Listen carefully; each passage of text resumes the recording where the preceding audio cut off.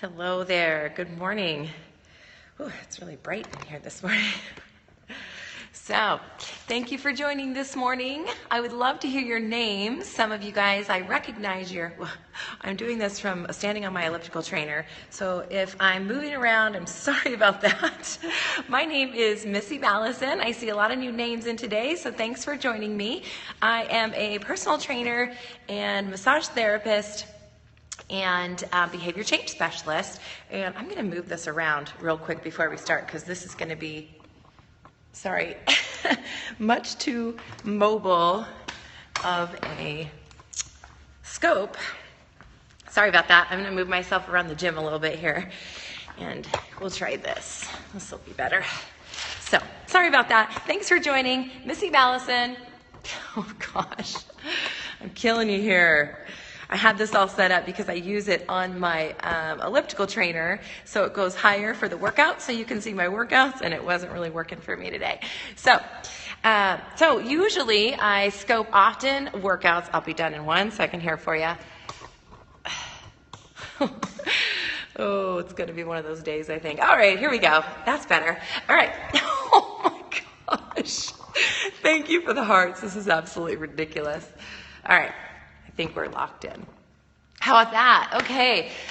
Oh, I'm already exhausted. We're not even going to work out today. Today, we're going to talk about your fatty liver. Is your liver fat? So what I typically scope about is Mondays, I scope on motivation.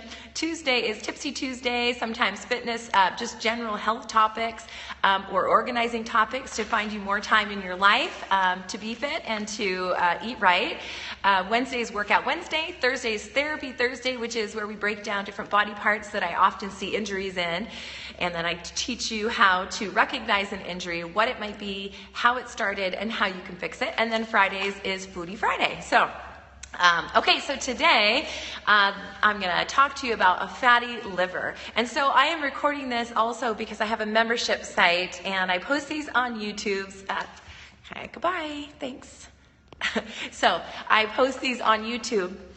And on my membership site so that my personal training members can see these as replay. So if you're joining and watching the replay, thank you. If I don't answer your questions during the broadcast, I will try to read them sideways as they're showing up on my phone and answer them afterward. If I don't get to your question, please ask it again so that, hello, welcome, thanks for coming. Please ask it again until I get to it, okay? Because I'll be recording and probably won't taking a whole lot of interruptions during the broadcast, okay? So again, if you're just joining, my name is Missy Ballison, personal trainer, behavior change specialist, and massage therapist. Today we're going to be talking about fatty liver. And hello, and what fatty liver is all about and how to recognize if this could be a problem for you. So really what a fatty liver is caused by is actually too much sugar. We typically, based on the name, we think it's because we're taking in too much fat or we are too fat, okay? So let's back it up a little bit and say that, not so tasty, huh? We'll back it up a little bit and say that now, as I said before, Vanessa, I don't know if you caught this, but if I'm not responding to comments, I certainly will get to questions and comments at the end. I'm just recording this for also my membership site group. So I just didn't want to be rude by not commenting on your comments. But yeah, fatty liver doesn't sound so good. Liver doesn't even sound so good, so let alone a fatty one. So, so the liver is a filter. And so most things go through the liver. So it has a lot of work to do. The problem with having issues with our liver is that the liver is also very involved in metabolism. So we're going to tie this in today with how having a fatty liver could be, I'm sorry, my eyes are watering today. Fatty liver could be affecting your metabolism. Usually people don't think too much, oh, my liver, they don't think too much about it. But when you start tying in the issues that it could have with your metabolism, then people start perking up because we're always looking for ways to increase our metabolism.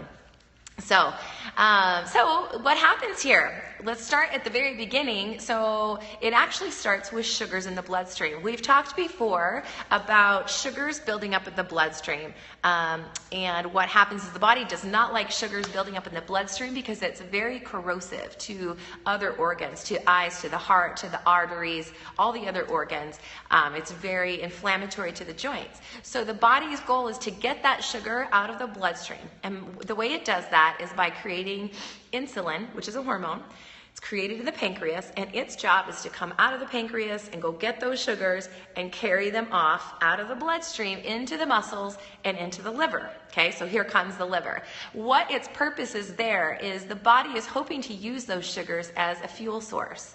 So many of us, and when I'm talking about sugars, I'm talking not just about like candy, which is showing up in candy bowls all across the nation right now, but I'm talking about starches such as potatoes, corn, rice, pasta, bagels, pretzels, baked goods, things like that. So when I'm talking about sugars today, I'm talking about those starchy carbohydrates as well as, as good, you're taking notes, as well as the sugars that you take in through candy and things like that, ice cream, stuff like that. So we take in this food. It breaks down to sugars into the bloodstream. The pancreas produces the insulin to get those sugars out of the bloodstream and store them in the muscle and the liver to be used later as sugar. Now, there's one problem, more problems than one, but one of the problems with this is that the more often we take in these starchy carbohydrates and these sugars, the more regulated our body gets to using sugar as a fuel source. And as we've talked about before, what we really want to do is train our body to become used to using fat as a fuel source. So number one tip is that if you can reduce the sugars and the starchy carbohydrates, then you can reduce the amount of times that your body says, oh, sugar, I can use that as my fuel because it's very easy to use.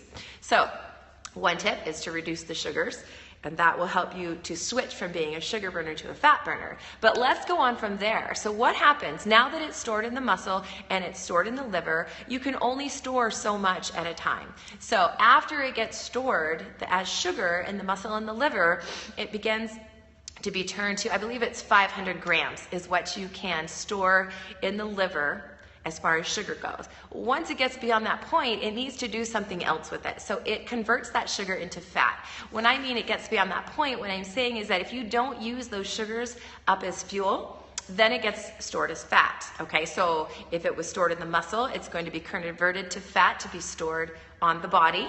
If it was stored in the liver, those sugars will be converted to store in fat as the liver, in the liver, as we call it fatty liver. Okay, so very often when you hear of somebody that's been diagnosed as a diabetic, they will also be told that their liver enzymes are up, or they have a fatty liver or fatty liver disease. These go hand in hand because, as we know, diabetes is an issue of sugar intake. And then it starts to get stored in the muscle and the liver. And then that starts to build up because there's continual sugar or starch intake. And then that liver starts to kind of spill over, I guess you could say. So it's kind of like a cup being full. So it becomes congested. And as I said before, what happens there, that liver is highly involved in your metabolism of burning fats. When it becomes congested, it can't do its job properly in burning fats, right? So we're taking in all the sugar. We're getting fatter because sugar is high in calories, and we're probably not using that. It's getting stored in the muscle, and the muscle's not, we're not doing enough exercise, so now that muscle's converting it to fat to be used later, hopefully, or just to pad the body, but it doesn't want sugar in the body, so its first defense mechanism is to turn it to fat. So it's actually doing us a favor by taking those sugars and storing them as fat. So every time you feed your body sugar, it's kind of doing it sort of, I guess you could say, a backwards favor. So you store it as fat, we start to get fat, it starts backing up in the liver starts to get fat. At that point, it starts spilling over to the gallbladder, and not literally spilling out, but it has consequences on the gallbladder. So I was just reading a stat yesterday that there are 600,000 gallbladders removed every day in America. That is a lot. Did I say every day? I think I meant every year. Yeah, every year. Sorry about that. But that's still a lot of gallbladder issue. And typically, when people have their gallbladder removed, some people have issues with food when it comes to digesting fats. That's what our gallbladder does. It creates bile that helps to break down the fats that we eat. So typically people have their gallbladder removed and there's really no other issue. Some people may have to take enzymes to help them break down those fats, but many people don't have any troubles at all. The problem with that is that their liver is still fat. So we have to kind of back up the bus there and say, if I'm having issues with my gallbladder, maybe I need to be looking at the liver. And if I need to be looking at the liver, where's that coming from? Is that coming from my sugar and my starches? So I'm going to repeat that again. So what happens is that when the liver has to deal with too much sugar, and it's not just sugar, it's sugars, processed food, trans fats, and all of those other junky stuff that the liver has to deal with in today's food supply. When it has to deal with that, it becomes backed up. We start to gain weight. We also start to have inflammation in the body. All those foods, processed foods, sugars, and trans fats are foods that will create inflammation. And inflammation feels like aches in the muscles, aches in the joints. I don't know, you may notice this, that after, you probably will notice in the next few weeks as the candy bowls come out, being that it's Halloween time, that you start to feel not just crummy, sugar crashes, but start to pay attention to, if you indulge in sugar, what does the rest of your body feel like? Are you feeling sluggish? Are you feeling achy? Are you feeling flu-like? Those are all very symptoms, large symptoms of what's going on in the body and what you're eating. So what can also happen is, we've talked about insulin resistance in the pancreas before, and what insulin resistance is, it's repeated onslaught of sugars and starchy carbohydrates. The body finally just says, whoa, you're always putting sugar in here, I'm burning out on this, and so it stops producing as much insulin to take the sugar out of the bloodstream. And this is where the corrosiveness of the disease of diabetes begins, is the insulin isn't doing its job. So that's what insulin resistance is. Well, this can also happen in the liver because it can't process all this processed carbohydrate that's coming through. So apparently, from a study I read yesterday, is that the risk of type 2 diabetes goes up by 500% in people that have fatty liver. 500%, that's gigantic. So it starts really with the sugars that then lead to the fatty liver that can lead to the diabetes. So that's pretty huge. So we also talked about how the liver is involved in metabolism. Well, this is kind of a twofold thing when it comes to the starchy carbohydrates. When we eat the starchy carbohydrates and the sugar, we produce insulin. I've said before, insulin is a fat storage hormone. So once that insulin is present in the bloodstream, you begin to shut down all the fat burning doors. And your body's like, well, the fat burning doors are shut down, so let's go ahead and use this sugar as our fuel source. Once again, training your body to be a sugar burner and not a fat burner. Okay, so we've shut down the fat storage, or fat burnage, and we have opened the doors to fat storage. We have introduced sugars to be stored in the muscle, and when we don't exercise and use them up, they're going to be stored as fat. Then we spill over to the liver, which it also is going to become fatty, and then it's going to spill over into the gallbladder. So it's very important to not just look at each of these organs and hormones as independent. They all communicate together in different ways, and different organs, that's one system, just one small system, but all the organs interact with each other. So one of the best things you can do, and it's the simplest thing you can do to help this, is to reduce your intake of sugars. Nobody's surprised that I'm saying that. And the starchy carbohydrates, and unclogging the liver by doing so. So it is possible, once you have been told you have a fatty liver or your triglycerides are up. Triglycerides are fats in the bloodstream. So you want to, just simply by reducing the starchy carbohydrates, you can reduce all of those other symptoms that go along with that. So that's really it in a nutshell. I hope you took some notes. You might want to go back and watch it again and kind of sink it in, but start looking for those symptoms and watch when you take in starches or you take in sugars, like, some event or weekend where you just seem to kind of go over the top. Pay attention to how your body feels.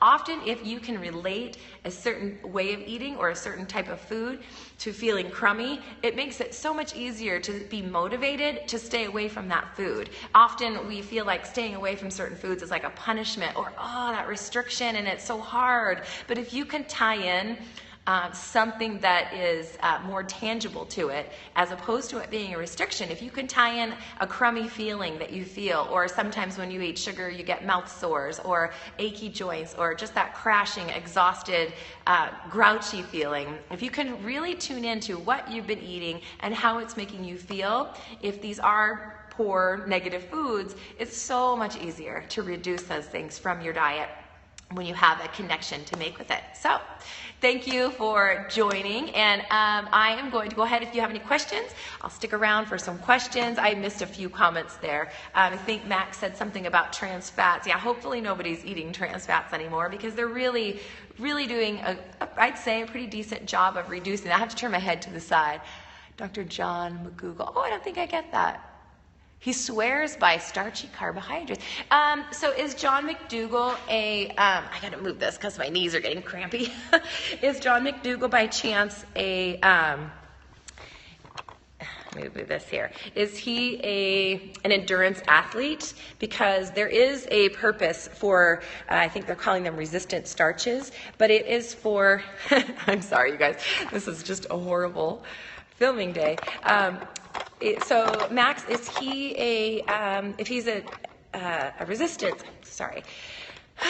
an endurance athlete, endurance athletes have a little bit different take on starchy carbohydrates, because he's an older guy. I'm going to have to look him up, because that does not sound familiar, but I have never heard of, I've heard, I've heard people that reduce the ketogenic diet. They reduce the starchy carbs altogether, and all they pretty much eat is fat and protein. That's kind of one camp. I don't know that I've heard too many people really promoting the carbohydrates. There is a technique people use, and it's called carb load. No, it's called carb night, I think they call it. And they reduce starchy carbs all day and eat them at nighttime. And you're going to hear another camp of people that eat their starches in the day and say reduce your starch at night. So it can be so conflicting. There's so much information out there. And the best thing you can do is, make sure that these people that you're reading and getting letters from have some studies to back it up. And the other thing to keep in mind is that one method of eating is not the same for everybody. A menopausal woman, for example, whose metabolism is slowed down, she is without estrogen, which is a muscle building hormone, and she's got all these other things going on, cortisol resistance and all these other things. That's a problem, even the extra, yeah, it's true. But what you have to, hopefully this will make this better, but what you have to think about, even when the experts disagree, because, their voices are loud. And I don't mean that in a bad way. I'm just saying that, they have a large audience that they reach. What you have to think of is, what is the goal? What is the endurance athlete, for example, that's promoting the resistant starches. That works amazing for them, because they are out there doing cardiovascular work and burning calories, so 6 to 8 hours a day. So yes, they are going to need a lot of starches to fuel that kind of exercise. The person that's sitting at a desk job, there is no doubt that person, if they eat this, endurance athlete's diet, is not going to have the same results. They simply just won't. So you have to look at the goals there too. And sometimes people's goals are fat loss goals, or they might be health goals. So for example, not all exercise that's healthy is conducive to fat loss. So it can be very confusing, and I totally understand that.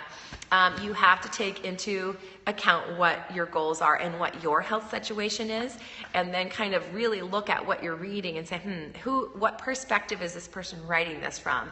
And, if he's sending newsletters, then, maybe reply. I don't know if you can reply to those, but ask him, what lifestyle is this for? What health goal is this for? So I'm trying to think of an example right now of some conflicting health goals.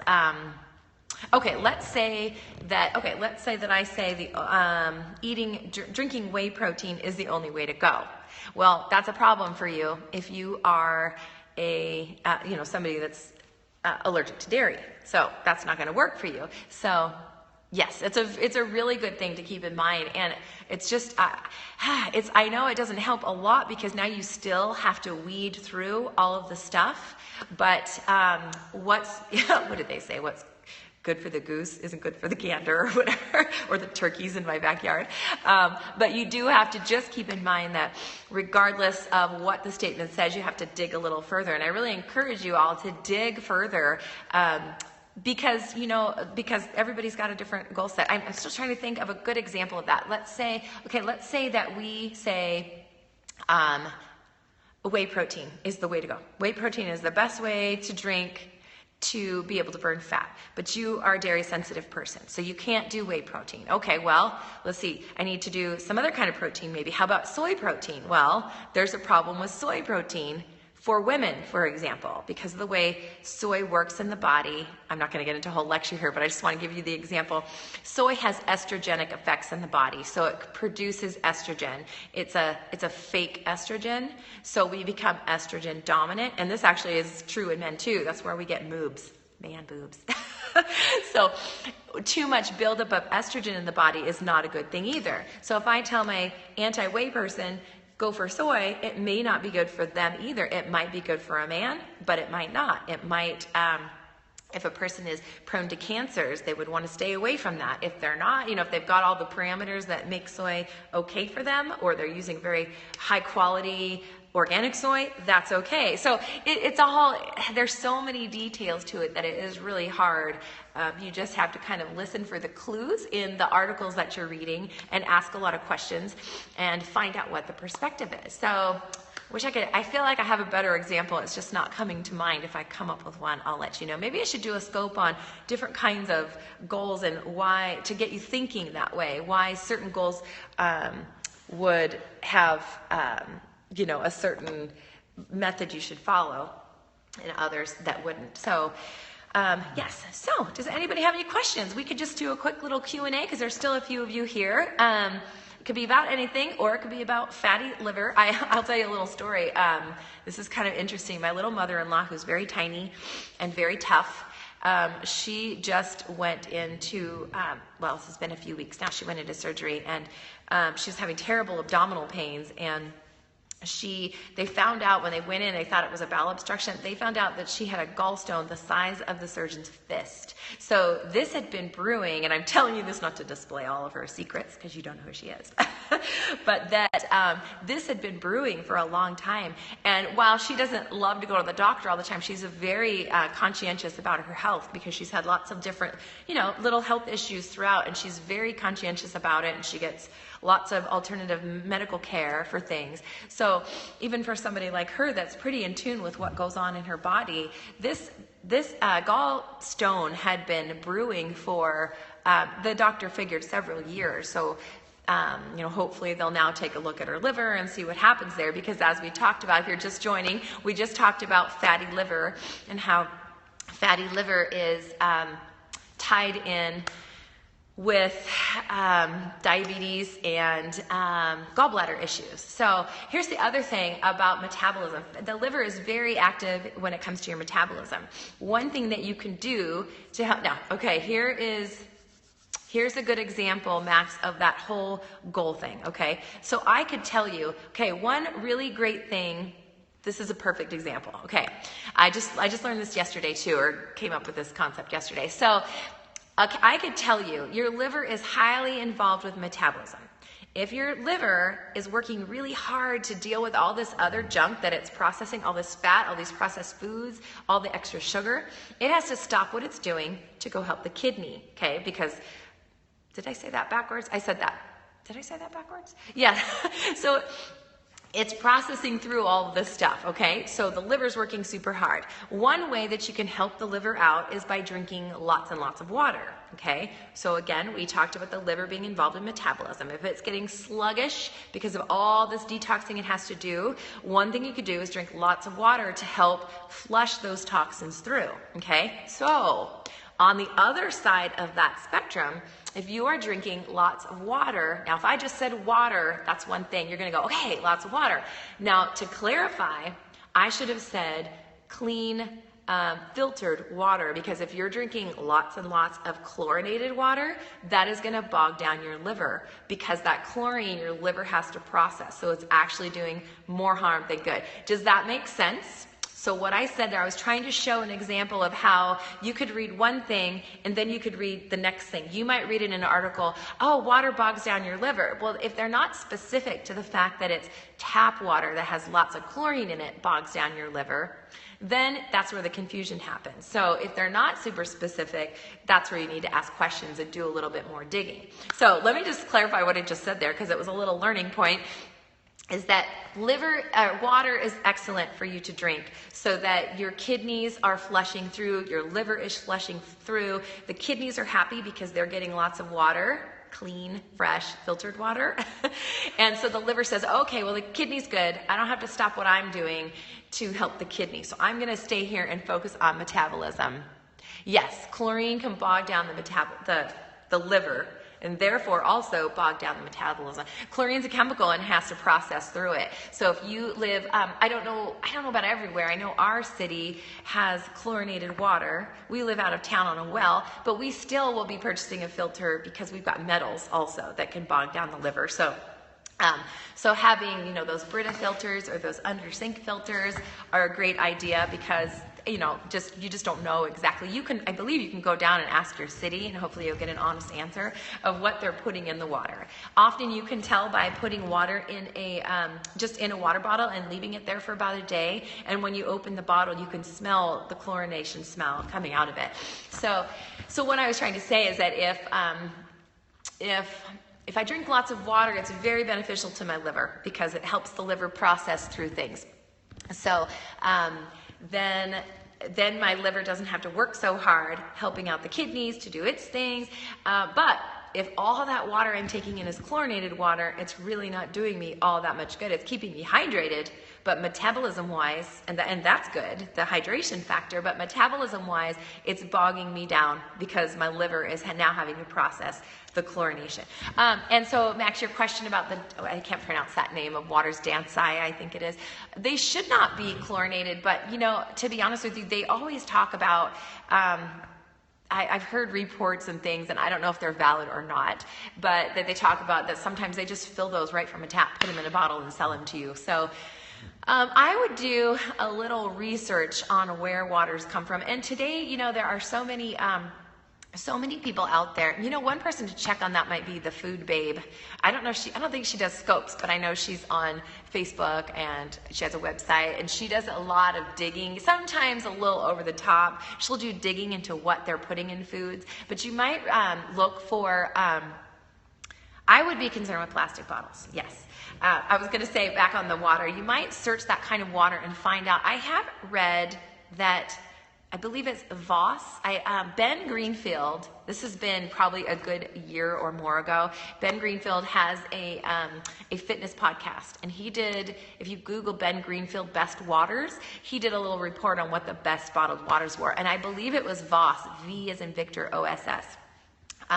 What was your last question, Max? Oh, plastic bottles, yes. Today, they're making more of these plastic bottles without the BPAs. Now, this goes into a whole other talk that I'll talk about another time, but BPAs and plastics, they leach these chemicals into the water, and those chemicals are called xenoestrogens, and we just talked about estrogens a little bit ago.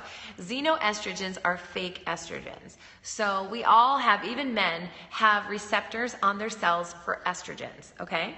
So for women, we produce estrogen as it is, and they're received in those receptors on our cells are like little catcher's mitts to get a message, and so the cell knows what to do. So when we take in too many of these or these fake estrogens from soy and from plastics and from pesticides and things like this, we fill up all those estrogen receptors, and we can become, and it kind of spills over into the body systems. So we can become what they call estrogen dominant. And estrogen dominance is where you start to see sometimes men will start to get female characteristics. They'll start to get maybe thicker in the hips like a woman would be. They'll start to get breast tissue. I'm trying to think if hair loss is possibly one of the estrogen dominant traits, but I'm going to do a podcast on that because it is, or not a podcast, what are we doing? Periscope, because it's a very important topic as well, but those are environmental estrogens. Also soy products contain these xenoestrogens, and because of the way that they're chemically treated and raised.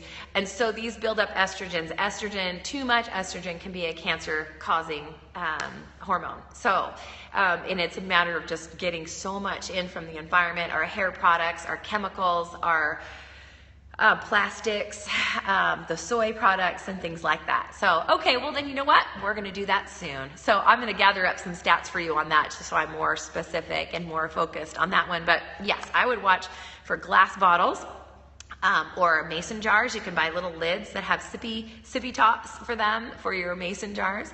And yeah, I would be watching out for the plastic. So I should get on with my workout today. I'm not going to scope a workout today. I'm just going to get one ready for my clients. So today's Tuesday. That means tomorrow is Workout Wednesday. So I will have a workout for you early in the morning, and we will hit it hard. So join me at about 6:15 tomorrow morning for a workout. Thanks you guys for joining. And like I said, if you ever have questions, I'm happy to answer them. You can go to my website, which is www.secondwindfitness.net, and that's with a 2ND, not the word spelled out. You're welcome. Thank you so much for always coming. It's so nice to know there's somebody that's going to be here. So you can go to the website. Under the studio tab, there's a contact tab, and you can shoot me an email, and I would love to hear those questions. You can share this with your friends, get all your friends this information, and yeah, and I'll see you on Wednesday. Thanks a bunch. Have a great Tuesday.